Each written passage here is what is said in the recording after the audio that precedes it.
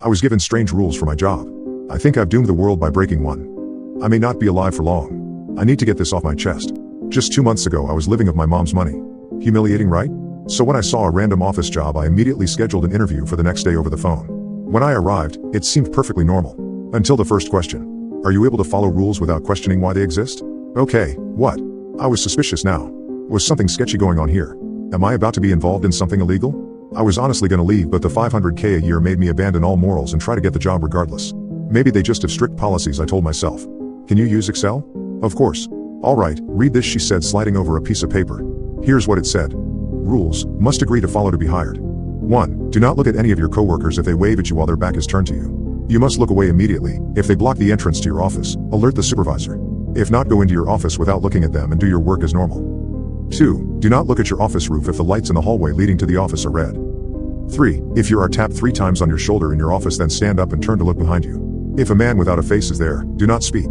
You may react with your body, but any noise from your mouth will result in him taking your soul. He may attempt to snatch your soul regardless, but if you follow the steps properly, simply close your eyes until the pain in your chest is gone. Then open them. Resume your work. Note, after the taps on your shoulder you have 15 seconds to face the man. 4. Do not go to the basement floor. Attempting to do so will result in immediate termination. What the hell is this? I said, breaking all professional tone. It doesn't happen often, trust me. You'll be fine if you follow the rules, she said. Is this a joke? I said. No, and I understand if you do not take the position. I could tell it was real, just from her face, completely serious and a little sad. I didn't know what to think. Was she insane? I could tell she wasn't lying. Is she just schizophrenic? But I had nothing to lose, really I didn't. I didn't care too much if something took my soul, really. My life was not worth more than $500K a year. Living in the world's tiniest apartment, and failing all my classes with daily calls from my mom berating me for still being jobless. I took the job. But before leaving she made me type the rules on my phone and gave me over 10 copies of the rules on paper. Please be careful, she said, sounding guilty. Also, no discussing this with anyone outside work. You may with your coworkers, but do not expect them to respond. Day 1. I come in and there is nothing out of the ordinary. Hallway lights are white, no one waving while turned away, and obviously I wouldn't try going to the basement floor. I was, however, terrified of the man without a face thing. I kept looking back the entire day. After the day was over, I really started thinking maybe she was crazy. Maybe it was a prank? A test to see how far I would go for the job? I tried talking to a coworker about this. They mumbled something about being careful while looking at me with pity. Actually, I soon noticed everyone looking at me with that same look. I guess she warned me they wouldn't talk about it. Day 6. Nothing happened until day 6. When I came into the building, there he was, a coworker who I'd only seen a handful of times, just standing there, back turned to me. Then they waved. After a second I snapped my head down, then backwards. My breathing was heavy. Surely it was a prank. Right? After a second I went into my office without looking over there. That's all that happened the rest of the day. Expect I was much more paranoid, especially about that faceless man. I never talked to that coworker again. I was too scared. Day 17. The red lights. I froze again. I had to make it through the entire 8 hours without looking up. I felt an urge to look up. Not curiosity, something else. It was pulling me forcefully and I could feel it growing stronger. I almost gave in. Just seeing if this was a test or a prank or something. Something that made the slightest bit of sense. I didn't. I was too scared. I sprinted out at a speed I didn't even know I could go the second my time was up. Day 29. The first time it happened. I was working normally, with no occurrences since day 17. Tap tap tap. I froze for I don't know how long. But under 15 seconds since I'm still here. I had been preparing for almost a month. Clearly I wasn't prepared. When I remembered, I immediately stood up and looked at him. I didn't make a sound, not from my mouth at least. My heart was beating so hard it hurt my chest. Wait, my chest. It hurt too much. Oh no. I closed my eyes.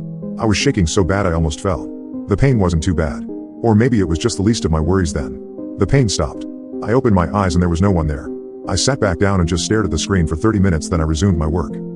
Every time something happened I wanted to quit. But then at home I saw everything the money had done. My apartment was huge. A car I always dreamed of, which they gave me for free after a few days to make sure I didn't quit. Calls from my mom saying how proud of me she was. Food from expensive restaurants. And so much more. I didn't want to leave. Somewhere in month 2 I heard a call between my interviewer and someone else. I could only hear the lady who interviewed me. You know, we have to do this. Look, I know it's bad, but it's the only way to keep them here. Alright, sure, maybe we put these people through trauma and often get them killed. I know it's wrong, but it's what we have to do to make sure those things don't run wild. Well, that's your choice. Just don't tell anyone. Please. The call hung up. I understood what was happening then. I was a guard, keeping those things here. If I didn't, they would presumably escape or something. I didn't know how to feel. What could I do with that information anyways? Should I have felt happy I was keeping the world safe or what? I just went to work. They kept getting more often. In month 2 they appeared almost every day. And I kept getting closer to slipping up. One day on my computer screen something showed up. When I opened it, a message appeared. It was a lie. That call was fabricated to make you believe you're working for a noble cause. They are using you. They wait for you to slip up and you will then join their ranks. They are raising an army. There is one way to stop this. Go to the basement floor and open the metal door. You must first get the key card of the person who hired you. Then put it into the open slot below the buttons and proceed to the basement. After you have done this, come back and we will discuss step 2. Then my computer returned to normal. What should I do? Who was this person? Are they telling the truth? But I couldn't just sit by. My life was great, but every day I fell into a greater depression. I was not sure of why I was doing this. Why I was risking my life for something I wasn't even enjoying due to everything I went through. I buried those thoughts and told myself I was happy and that I didn't care if something happened. Just as I told you. I thought and thought. It didn't make sense. How would working there keep those things there? And why didn't they want me in the basement? I knew that I was right.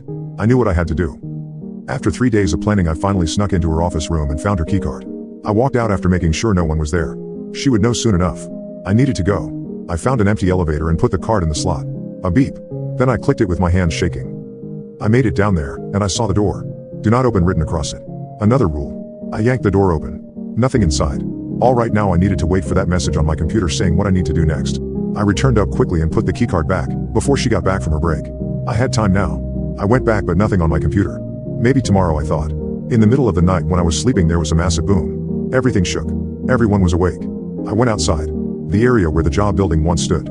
Destroyed by a massive explosion. 80 deaths. No one was found inside, however. It's been 2 days since that. There has barely been time for the news to document this, as now 400 people in my town have died. All in gruesome ways. But their chest is always intact. And always has 3 claw marks on it. Big ones covering most of it. Today my newspaper was blank. Except for one thing. Thanks was written across it with blood followed by 3 claw marks. I found a photo album hidden in my attic. Every photo has me in it, even the ones from before I was born. I was insulating the attic in my new house on Birchwood Avenue when I found it, a leather-bound photo album wedged behind a loose beam. The cover was cracked with age, held together by a faded ribbon that crumbled when I touched it. Inside were hundreds of black and white photographs spanning what looked like 50 years. Family gatherings, street scenes, holidays, everyday moments captured in time. All featuring people I'd never seen before, in clothing and settings from decades past. But in every single photo, I was there. Not someone who looked like me. Me. Exactly as I appear now at 32 years old, wearing the same face, same build, same distinctive scar on my left eyebrow from a childhood accident. Standing among strangers in photographs that predated my birth by decades.